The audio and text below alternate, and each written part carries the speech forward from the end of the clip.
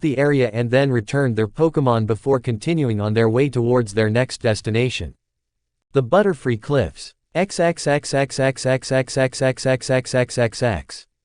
2 hours of brisk traveling later found Ash and his friends finally arriving at the wide-open plains of the Butterfree Cliffs. The sight that greeted them was nothing short of jaw-dropping for the 4 young trainers. What they saw was a sky that was literally peppered with hot air balloons everywhere they looked. The balloons all had different designs on them ranging from varying colors, patterns, and some even had faces of Pokémon on them. "Oh my, Arceus," Giselle said in awe as she looked up at the sky. "I didn't know there would be so many of them." Misty also exclaimed with wide eyes. Brock shook his head. "Neither did I. There are always a lot of trainers here during the mating season, I've heard, but this is a bit much." Ash looked up his shoulder at Pikachu. "Do you think any one of these trainers Butterfree will be good enough for mine, buddy?" Pikachu looked up and scanned the crowd of hot air balloons high up above of them with a critical eye. None of the Butterfree had been released yet, so it was impossible to tell at the moment. He looked back down at Ash and shook his head in an unsure way. "Pikachu Pie, Pika Pika." Ash nodded. "Yeah, you're right, Pie. It's hard to tell right now, so I guess I can only hope for the best, right?" Getting a nod from his Pokémon, Ash smiled and scratched him behind the ears as he turned to his friends. "Let's go see if we can find a place here to rent a balloon so we can get up there before the releasing starts, guys," he suggested. Brock looked out over the plains and saw a small shack about 100 yards away or so that had a few hot air balloons anchored to the ground around behind it. He then pointed towards the building. "I think that's where we can get a balloon." Ash took Giselle's hand in his and started walking again. "Let's go get one then before it starts." Brock and Misty fell in step behind the couple, and just a few minutes of walking later they found themselves standing at the shack's door. They entered into the small, somewhat dimly lit building and saw a man with short brown hair who looked to be around his mid-30s standing behind the counter. Ash walked up and conversed with the polite and helpful man, whose name was Donnie, for a few minutes and then rented a Pikachu balloon for all of them, much to the actual electric type's joy. They split the cost for the balloon, except for Ash, who paid for Giselle's half under her nose, which earned him a hard but playful punch on the shoulder from said girlfriend, and then went outside and climbed into the balloon. The basket being rather large and more than spacious enough to fit them all inside of it. While they waited for the shopkeeper to come out and operate the balloon for them, since they were his last customers for the day, Ash took the time to pull out his Pokédex and made a call for Butterfree. He had talked to Professor Oak earlier and asked him to explain the situation to his 2 Butterfree and inquire if either one, or both, would want to potentially find a mate. His first Butterfree had, according to Professor Oak, enthusiastically agreed no sooner than the words left his mouth. His second Butterfree, however, the one from Melanie's cottage, declined. This had surprised Ash, but the professor explained that he didn't believe Ash's second Butterfree was as mature as his first and thus, didn't feel ready for a mate quite yet. Just a few moments after Ash made his transfer, the shopkeeper came out and climbed into the balloon. He fired it up and the kids looked out over the edge of the balloon in excitement as it began to lift off into the air and climb and higher. Within mere minutes the balloon was at height with all of the others, giving the kids an awe-inspiring view of the area around them. They saw the ocean to one side, the sprawling plains of the area below, the forests to the other side of them, and far away in the distance stretching far inland was what looked to possibly be Lavender Town. Brock had checked the map and confirmed their suspicions shortly afterwards that it was indeed said town. Soon enough, all of the trainers began releasing their Butterfree by the dozens, and Ash took that as his cue. He spun Butterfree's Pokeball in his hand and then tossed it into the air. "All right, Butterfree, it's time to rock and roll," he shouted as his Pokémon burst forth from the Pokeball and did an impressive twirling circle in the air before thrusting his wings out and releasing a few shiny spores from his wings that sparkled out around him in a beautiful and elegant display. Butterfree gracefully descended and landed on the lip of the balloon basket with his short arms crossed over his chest and a confident look on his face. Before Ash could say anything, Brock suddenly bowled him out of the way and started sputtering words of romantic nonsense to the bug type. "Okay, Butterfree, listen to me very carefully because I'm going to tell you all about the surefire, foolproof way to win the heart of your beloved and never let her gahh. Misty, that's my ear." Brock yelped in pain as an irritated Misty drug him to the other side of the basket by his ear. "Not now, Brock. Butterfree wants to get a mate, not off every female in the area. The irate Oranguette scolded. Ash just shook his head in amusement and then spoke to his Pokémon. Alright Butterfree, now let me give you some advice that's not going to get you smacked or ignored. Butterfree turned to look at his trainer then as Ash suddenly spun around to Giselle's side, quickly stepping behind her as he interlocked his fingers around her waist and kissed her cheek. Said girl looked shocked at Ash's sudden movement but quickly melted as he gently grabbed her arms and crossed them in front of his own. He then commenced to gently stroking them while laying feather-soft kisses on her cheek and neck. Let me tell you something, Butterfree. Ash told his Pokémon in between the tender, soft kisses he was laying upon Giselle's sweet skin. Winning a lady's heart isn't about playing some fancy tricks, games, or giving silly speeches.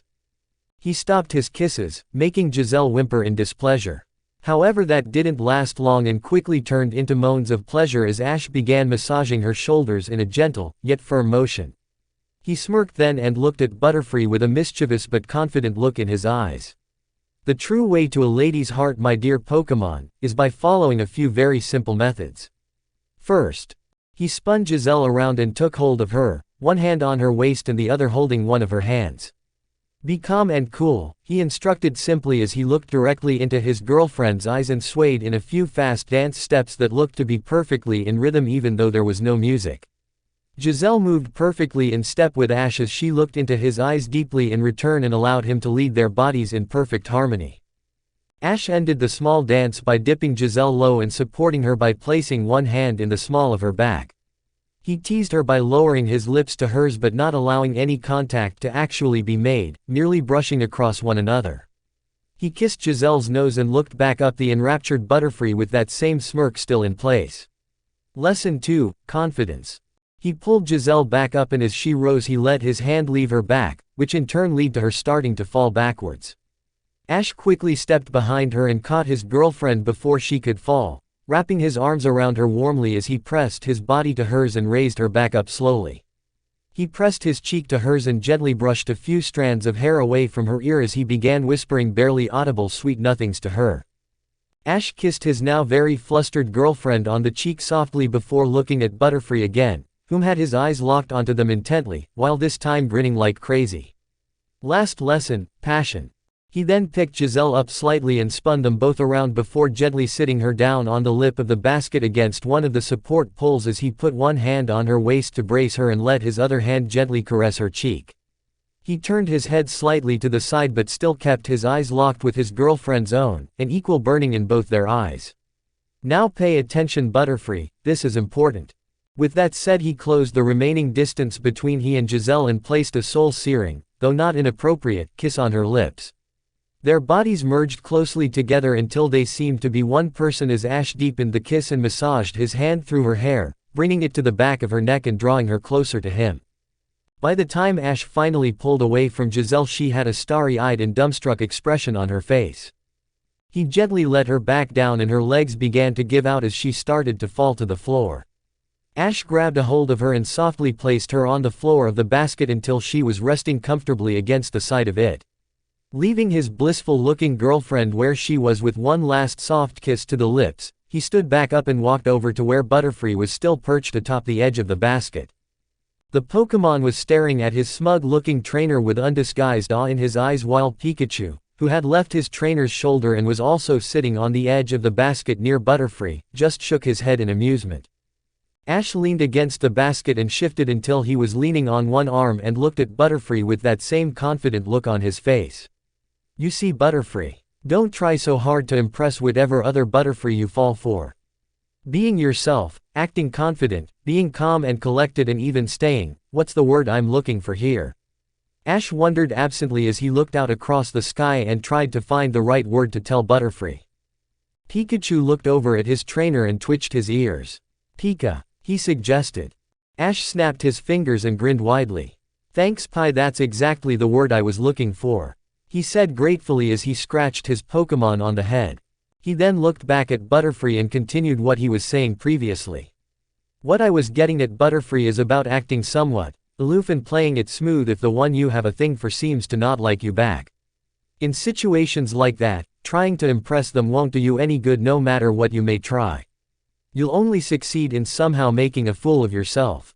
Instead, you need to make them want you. Demonstrate how tough, cool, caring and strong you are in an indirect way. Act like their seemingly apparent disinterest in you doesn't mean a thing because you know how great you are and that them rejecting you won't change that. You say, hey, you're missing out, and then go on your way. If they really do like you but are playing hard to get, then making them want you is the most surefire way of winning them over. Just remember two very important things. Ash gestured with his fingers to get his point across, starting with 1.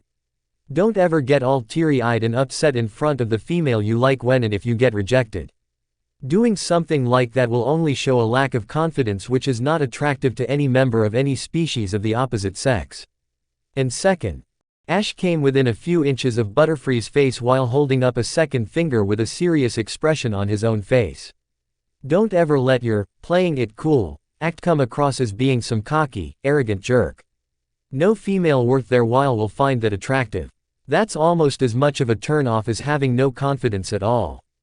Understand? He asked Butterfree firmly. His Pokémon just nodded with a gleam of determination in his eyes as he called out affirmatively, free. Ash smiled and nodded his head in a silent signal as Butterfree turned around and then took off into the sky towards the large mass of other Butterfree gathered higher up in the sky. Giselle had recovered from Ash's romantic assault by this point and stood beside him while he smiled proudly after his Pokémon. When did you get so smart and wizened about romance and matters of the heart, Ash? Giselle asked. I've known ever since we started dating that you're a romantic at heart, but what you just did was amazing. Hearts formed in her eyes as she latched onto his arm and kissed his cheek. Ash chuckled and squeezed her firmly but gently to him. I may be young, too young some might say for the things I know and the ways I act, but you have to remember, Giselle, that I was raised by my mother. She's a big-time romantic and very gifted at reading people's emotions and feelings. She didn't want a, how did she put it? Romantically dense Mankey, for a son that wouldn't know the first thing about love and how to impress a girl when I met one I liked. She always said my dad was like that when she first met him and really had to work with him a lot to knock, literally sometimes, the denseness out of him. She didn't want the same for me, so she worked and drilled this type of stuff into me constantly. He smiled as a fond look came over his face. Professor Oak and his family helped my mom raise me from the time I was little, and Amelia is just like her when it comes to matters of the heart, so I got it from both of them.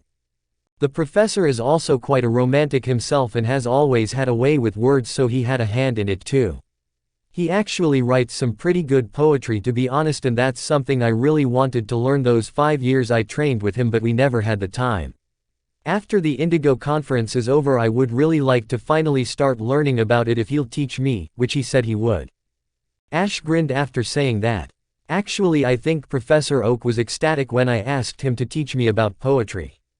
It was almost as intense of a reaction as the time I told him I wanted to study how to become a Pokémon researcher. The memory of the professor dancing around in joy at finally having a pupil to pass on the knowledge of all the many things he knew brought a full-on laugh from the young Ketchum as he remembered the day he asked the professor to take him as a student. Giselle looked starry-eyed at the prospect of Ash learning poetry as said boy just shook his head. Anyway, you can understand where I get my romantic prowess from now, if you wanna call it that. Living around a bunch of love fanatics for so long really rubs off on you, I guess. Ash scratched the back of his head and laughed cheesily. Of course I'm no expert by a long shot, but at least I'm better than Brock. He flicked a finger in the other boy's direction and Brock looked immediately indignant. Hey, he started to defend himself. Misty just slapped him over the head. Shut up, Brock, you know it's true. She then went on to grumble about rotten perverts, while Brock merely whimpered and clutched his sore head. Giselle giggled and kissed Ash's cheek. Yes, you most certainly are. She then suddenly had a thoughtful look come across her face after saying that. What about your rival Gary though, Ash? Didn't he ever get the lessons? She half joked, half genuinely asked. The raven-haired trainer looked at his girlfriend for a second before busting out into laughter, holding his side from the pain of laughing so hard. Giselle seemed confused. What's so funny? She asked, perplexed. Ash wiped his eyes of the tears that had collected there during his laughing fit and took a few deep breaths before answering Giselle's question. Well, he began, still refraining from laughing again. Let's just say that Gary was always so focused on being the cool kid of palate, and bragging about how great of a Pokémon master he was going to be that he never took the time to learn hardly anything the family had to teach him. If it wasn't directly related to making him better than everyone else, he didn't want to waste his time, as he put it. He then shrugged. Besides, him learning from the professor would have meant being in the same room as me for an extended period of time, and he always said that he didn't want to catch my loser syndrome by being stuck with me for too long. So no, Giselle, anything Gary may know about winning over the opposite sex came almost entirely from self-instruction. Anytime his mom would try to talk to him, he would just wave her off like she knew nothing, Ash finished while shaking his head and sighing at the end of his story. Giselle looked aghast. Seriously, Arceus, how can someone be so arrogant? Even when I was a stuck-up bitch back in Pokémon Tech, I always was anxious to learn something new. For anyone to act that way, especially towards their own family, is just, She snorted in disgust and then shook her own head. Weren't you and he really close as young kids too? She asked. Ash nodded his head, a somewhat sad look forming on his face. Yeah, we were, when we were really little. Being that my parents were always so close to the Oaks, my mom and I were almost always around them. Daisy is about 8 years older than me, but she was still always really nice to both me and Gary. Always looking out for us and making sure we didn't get into too much trouble. She treated me just like she did Gary, and he really was her brother. Ash trailed off then as he thought about the attractive, kind young female Oak who was always so nice to him. Suddenly remembering the incident back on Maiden's Peak and ghastly taking on the form of Daisy, which really bothered Giselle when she saw how much it affected him, Ash quickly got back on topic. Anyway, me and Gary got along just like brothers from the time before we could even walk. We would always get into so much trouble that Daisy would then have to get us out of it. He laughed out loud at some of the funny memories that suddenly flashed through his head of an angry Daisy Oak dragging he and Gary back to the adults by their ears, only to get the most painful butt spankings of their life afterwards. Ash sobered up a little from his laughter then as a melancholy expression came back over his face again. It didn't stay that way forever though. I remember that even from my earliest days I was always obsessed with two things, learning and Pokémon. The learning part usually always being about Pokémon and how it could benefit my journey when I came of age. Even before my mom told me stories of my dad being this great Pokémon trainer himself, I was already obsessed with the idea of becoming one. Hell, she told me that the first word out of my mouth was the name of a Pokémon. Misty laughed from where she was leaning against one of the support beams for the balloon. Somehow that doesn't surprise me at all about you, Ash, she said while shaking her head in amusement. Ash shot her a mock glare before looking back out at the large expanse of sky before them. She doesn't remember what the name of the Pokémon was, but she knows that it was definitely the name of one. A huge shock for a parent expecting their kid's first words to be either Mama, or Dada, or something like that. That was just me though, always obsessed with Pokémon, and I really can't put my finger on why. Well, actually, he had a feeling it had to do with him being this chosen one that Arceus told him he was all those years ago, but he couldn't be sure, and besides, he still wasn't ready to tell his friends about that yet anyway. Ash just shook his head then and continued on. Gary always jokingly teased me for being such a nerd, even though he was equally as excited to start his own Pokémon journey, but he always saw past that and we remained friends. It wasn't until he and I turned about 8 that he really started changing then. Giselle looked curious. What happened? She coaxed. Ash sighed. He started hanging out around all of the other kids in Palette and I became more reclusive. See, I was an oddball, a freak to all of the other kids because of my crazy obsession with studying about Pokémon and training with Professor Oak. I never hung out with them, only Gary, and he never really minded my obsession besides the occasional teasing he did. He didn't let them calling me a weirdo and a freak change his view of me, and we stayed friends. He never stuck up for me though, since 1, they never said anything to my face, and 2, I told him not to bother because their words never bothered me even if I did hear them. It was just immature ramblings of children. With that understanding we continued getting along just fine. Ash frowned. However, after my 5th birthday I became really serious about preparing for my Pokémon journey and started working almost constantly with Professor Oak and my mom. Me and Gary began hanging out less and less, and eventually he started running around with all the other kids almost constantly. 2 of which actually became trainers the same day me and Gary did. He sighed again. You can imagine that with Professor Samuel Oak, world-renowned Pokémon researcher, being his grandfather. Everyone expected a lot of Gary. Ever since we were little and started showing interest in becoming Pokémon trainers ourselves, almost all of Pallet Town expected Gary to be some great prodigy that would rock Kanto. He's always been really smart, really good with Pokémon, and more than a bit of a showboat, even though he never really trained or put himself through any intense studying or training. He was just naturally gifted. Like you, Giselle interrupted with a sweet smile at her boyfriend. Ash smiled softly and kissed her forehead. Well, I don't know about that, but thanks. I really don't know if I have any natural talent because I started training myself from the time I was practically still a toddler. Because of that, any talent I may have concerning Pokémon training I would like to think has come from my training and hard work instead of just having naturally without working for it. He just shrugged and smiled then. Besides, any skills this group has comes from my Pokémon.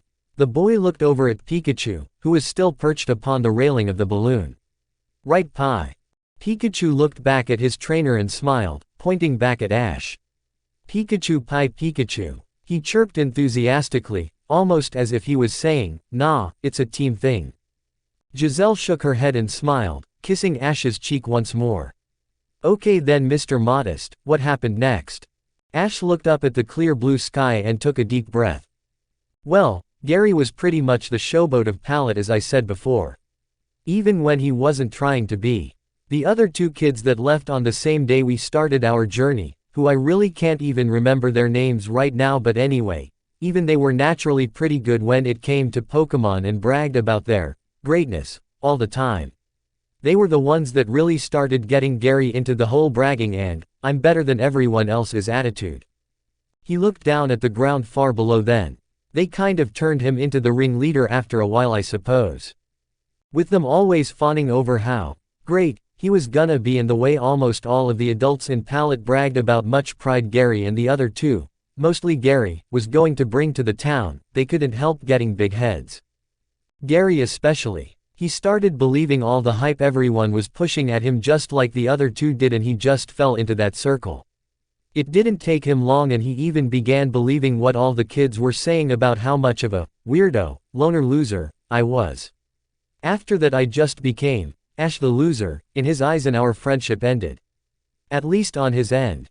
Giselle raised a delicate eyebrow. On his end. Why didn't anyone think you were also going to do anything great, Ash, besides your family? Misty chimed in. I thought your dad was a really good Pokémon trainer. Brock also stepped into the conversation. Ash just chuckled. I'll answer Giselle first. To Gary our friendship is done, but to me, I never let anything he said even after he changed into who he is now bother me. I still don't. He's just caught up right now in his own hype and fantasy world where no one is better than him. I have no doubt that eventually he'll come down off the pedestal he's on, or he'll be forcefully pulled off by someone who shows him just how much he still has left to learn. A loss so intense that he won't be able to block it out like he did after he battled against that Team Rocket admin on the An. When that happens, Gary'll eventually either change for the better or worse. If it's for the better, then I'll be there to pick our friendship back up and move forward. Maybe get that brotherly bond back that we used to have. He shrugged. Even though Gary looks at me as nothing more than a loser, he still sees me as his rival for some reason. He's obsessed with always making sure he's better than me and stays 3 steps ahead at all times, or at least in his mind he's always ahead. I honestly could care less who's further ahead, and quite frankly don't see him as a rival at all. To me he's just another aspiring Pokémon trainer like myself that has big dreams and will try his hardest to achieve them in whatever way he sees the most effective. I respect Gary for his own skill as a trainer and would never underestimate him in a battle, no matter how much training my Pokémon and I do. Nor would I ever do the same with anyone else. Still. I personally foresee looking at anyone as a rival to be utterly pointless.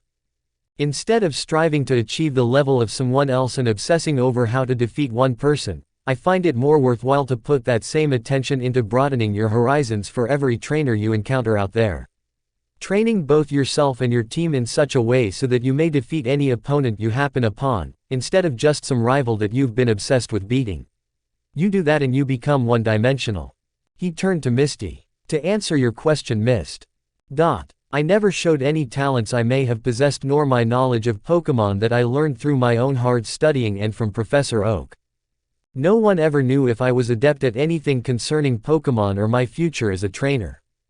Most everyone in Palette besides my family counted me out as another hopeful that would barely make it out of the gate.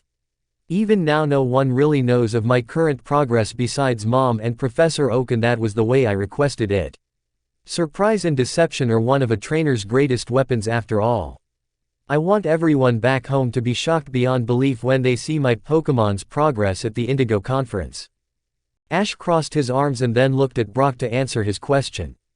To answer you, Brock, my father is a very talented trainer and successful in many ways from what my mother always told me. However, for all of his talent he never achieved any renowned success for himself.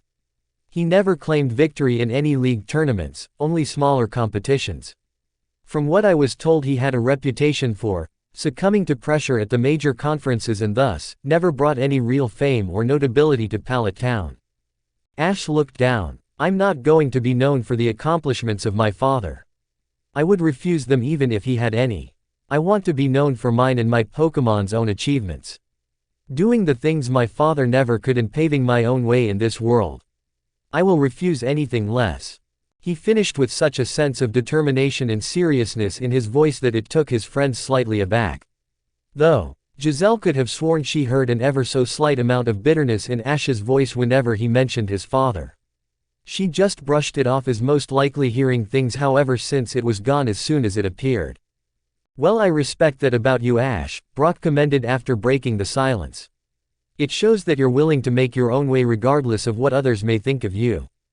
Those others back in Palette will be in for a huge surprise when they finally see you and your Pokémon perform.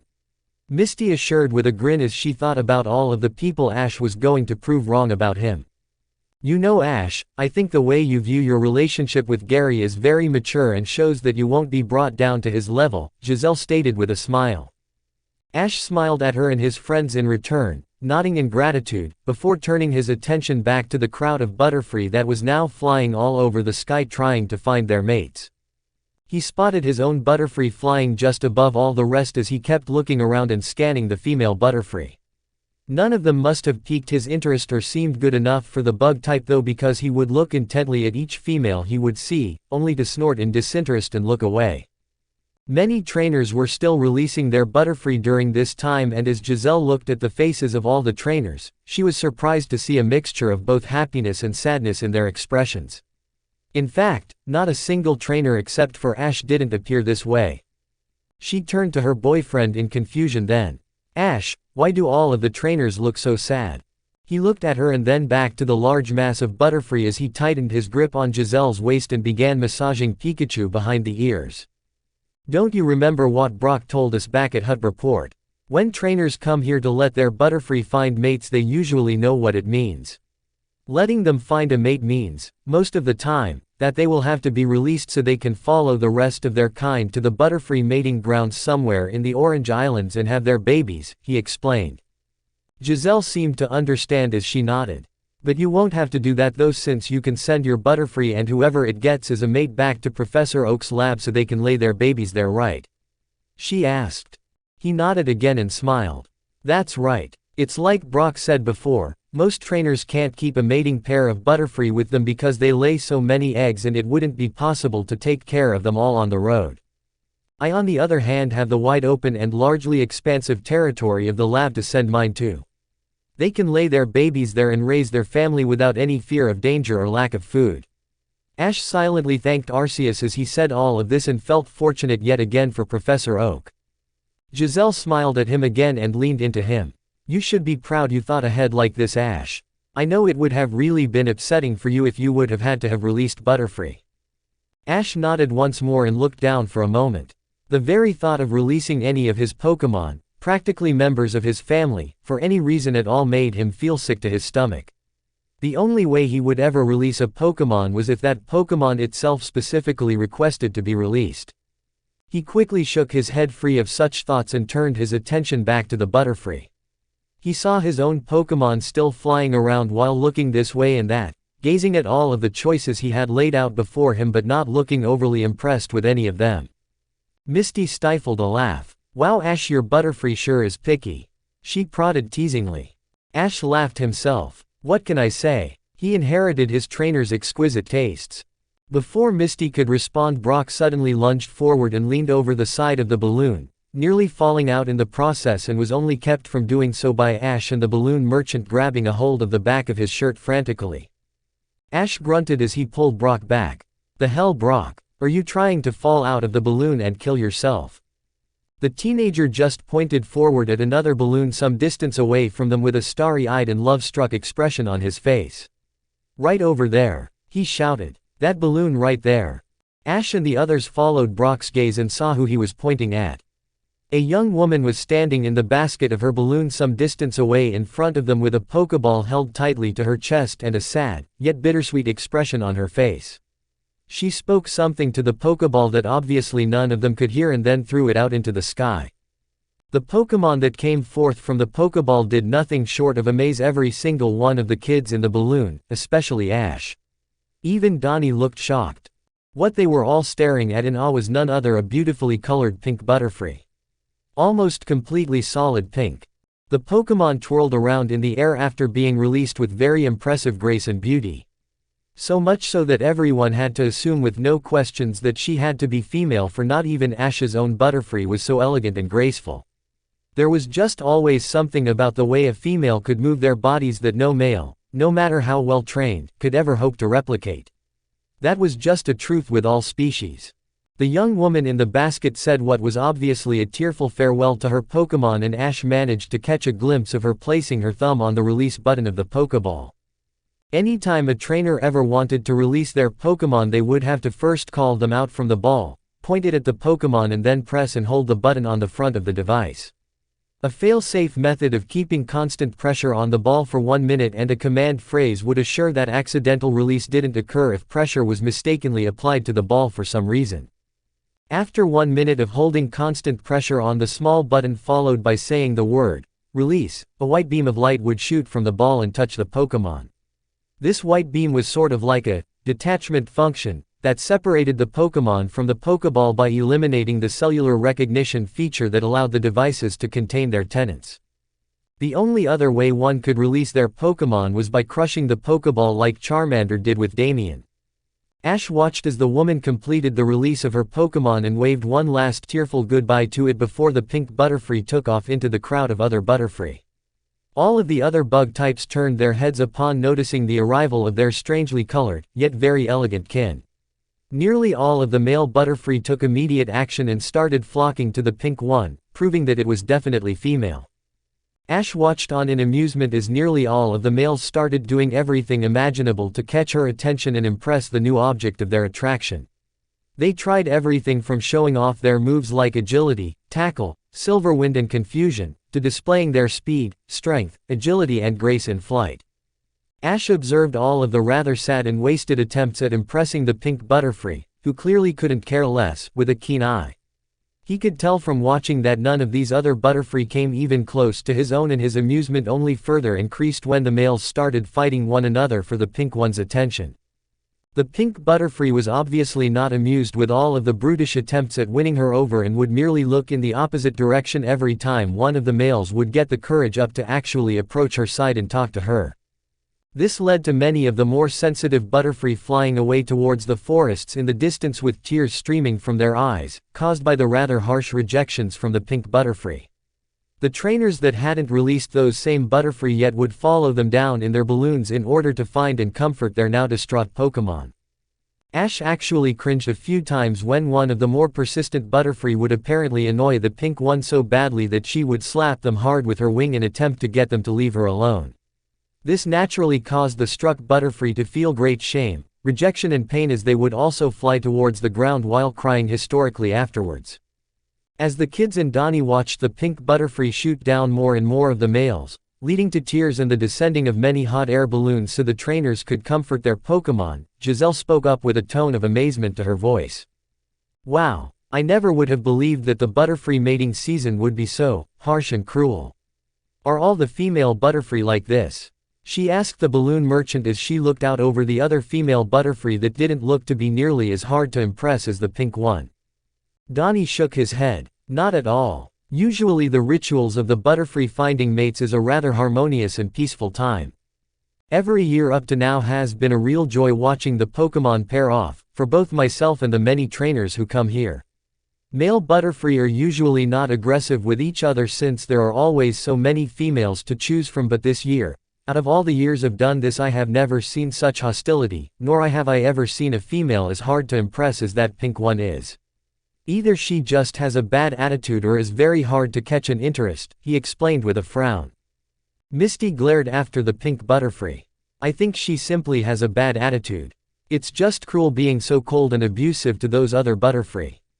What makes her so special besides that pink coloring? Nothing, she fumed as she turned away and crossed her arms. Ash shook his head and then spoke, it's not that simple, Misty. Giselle looked at him. What do you mean? She asked, confused, while Misty also seemed curious. He looked at the pink Pokémon in thought for a few moments and observed the way she flew and carried herself before answering. I don't believe her bad attitude is just because she thinks her odd coloring makes her better, he began. Just by watching the way she's been moving around I can tell she must have been pretty well trained and taken care of.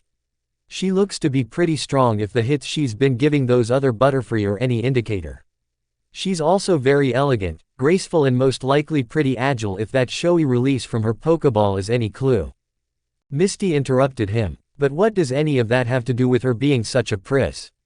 She demanded. Ash held his hand up. Think about it, Mist, in the world of Pokemon there is always an established hierarchy no matter what the sex or species. A strong Pokemon won't lower themselves to breed with a weaker one. Professor Oak explained to me that it's only in a Pokemon's nature to be attracted to the stronger specimens in their species. It's an obvious occurrence if you think about it, because breeding is for what? Reproduction and the continuation of that species.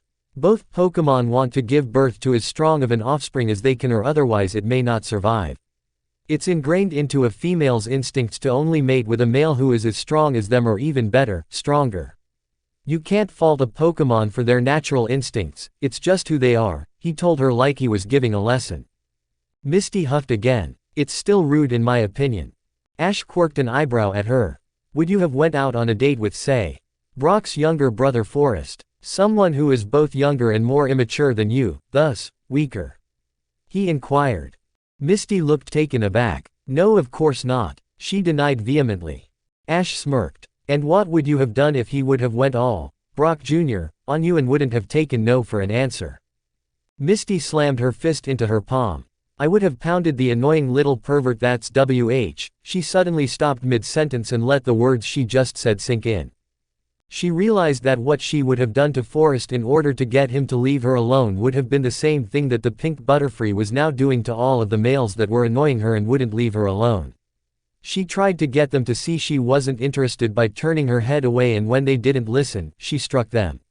It was a natural instinct that Ash just proved even she herself had. Forrest was younger, more immature, and in a sense, weaker than her. She obviously wasn't attracted to such a thing and would never go for him. Ash himself was younger than her by around 2 years, and Giselle even a little older than her at 13.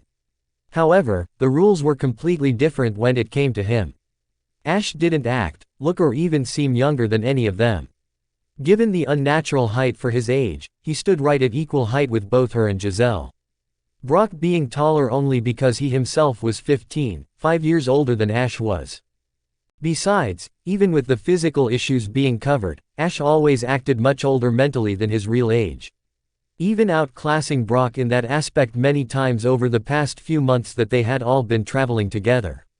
After one were to go through all of that information, it definitely wasn't so hard to believe that Ash would have Giselle, a girl 3 years his senior, as his girlfriend, and Misty herself forming such deep feelings for him. That was just Ash though, and he was a complete oddity in every way, shape and form.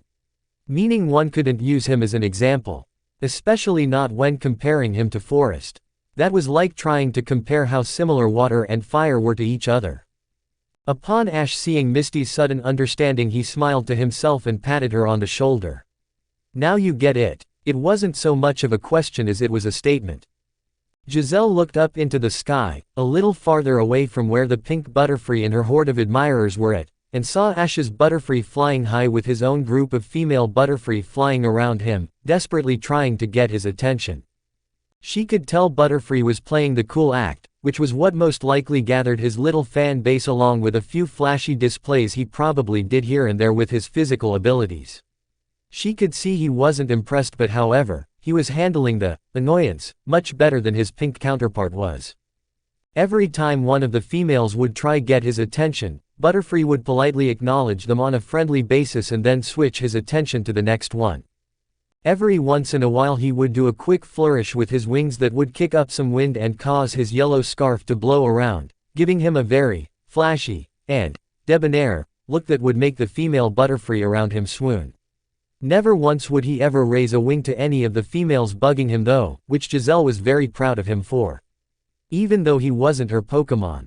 She did however suspect that Butterfree was enjoying the attention, and that's why he seemed to be egging it on, which made her giggle to herself and be reminded of just how alike trainer and Pokémon could be as she looked to the side at her flirty boyfriend.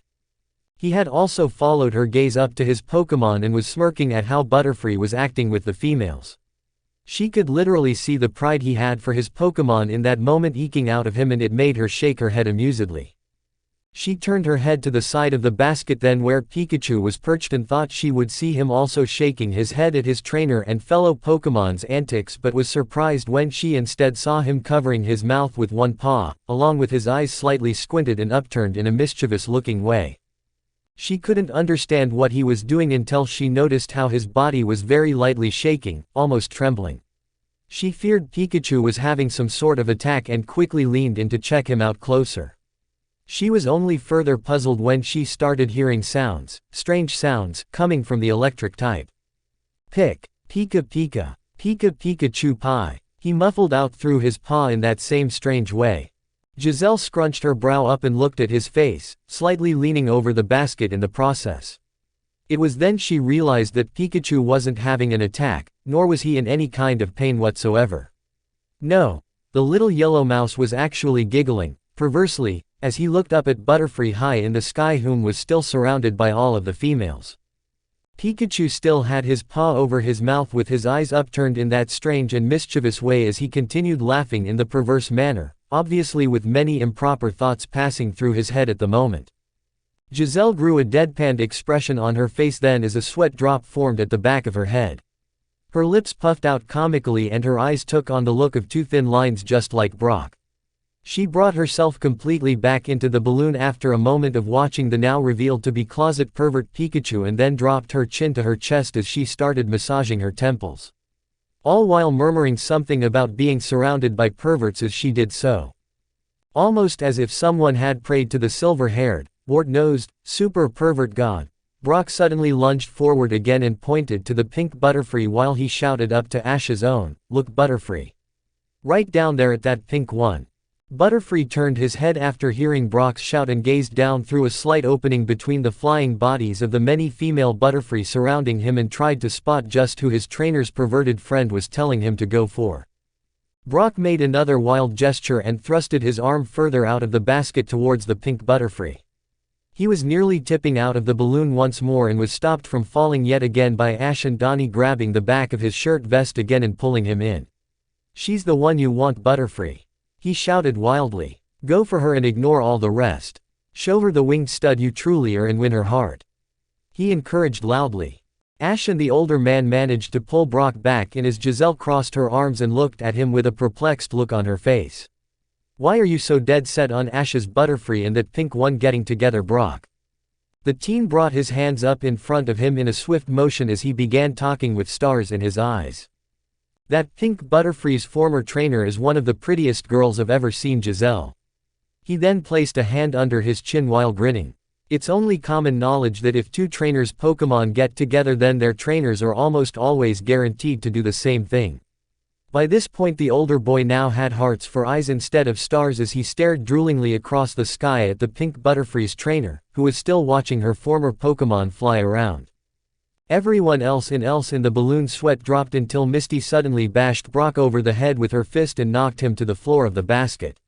Stay out of Pokémon love affairs, Brock. If you go trying to taint the admittedly good advice that Ash gave Butterfree with the sad, pathetic little excerpts you've amassed in that sorry excuse for a love diary of yours, then he'll never find a mate. She scolded. As Brock nursed his sore head with river tears running down his face, Ash looked back up towards the sky and saw that his Butterfree had managed to finally pick out the pink one. At the same time his eyes found her form, she turned her head and their gazes met. Both shared a brief glance with one another while still trying to fend off their admirers and then looked away quickly.